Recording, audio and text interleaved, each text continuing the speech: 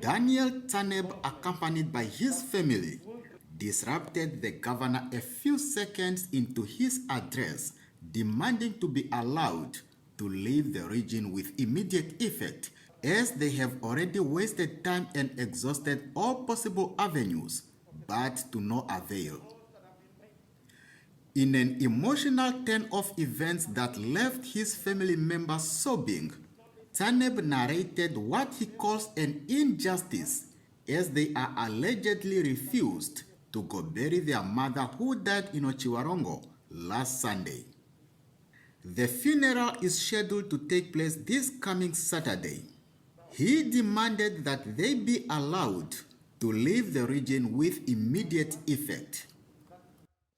I'm here to search for justice. Justice to bury my mom. Justice to dignify my loved ones, my siblings. Justice not only for my family, but also those which are in the epicenter of Walvisvai, Swakop, Arandes, which are not able to bury their loved ones in the time such as this. I'm standing here out of desperation after interjections and interventions with all the avenues. I have taken this desperate step, even to be arrested, to stand and convey our message that we want to go and bury our mom. Our family has been restored, as we are not supposed to go there, and they have to continue. My mom was an elderly woman, 80 years old. I've been asking for the Almighty to spare her until this day.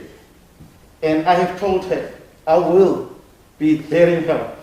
I am the man standing here on behalf of my family to be the one to facilitate all the process of the logistics and planning. But I'm standing here being systematically stigmatized.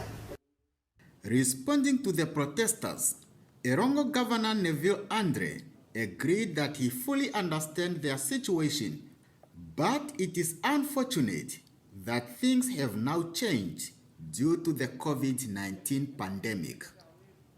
Let me sincerely extend our condolences to you and your family for the loss of your loved mother.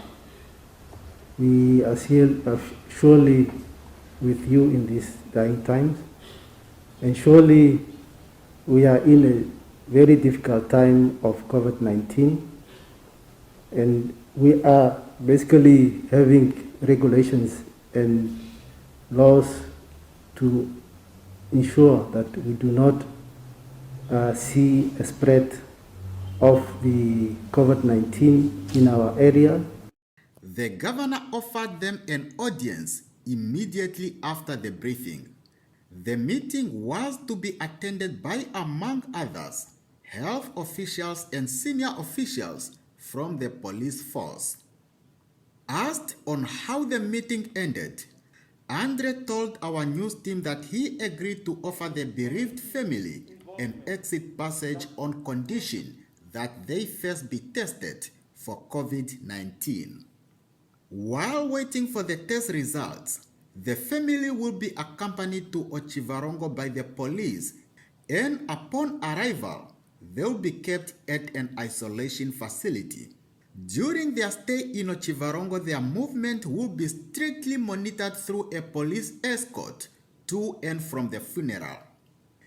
The initial request was of 20 people, but the governor says only 5 of them will be allowed to leave the region. Should they happen to test positive for COVID-19, they will be brought back to Erongo region and placed in quarantine facilities. Timo Andreas, MBC News, Swakopmund.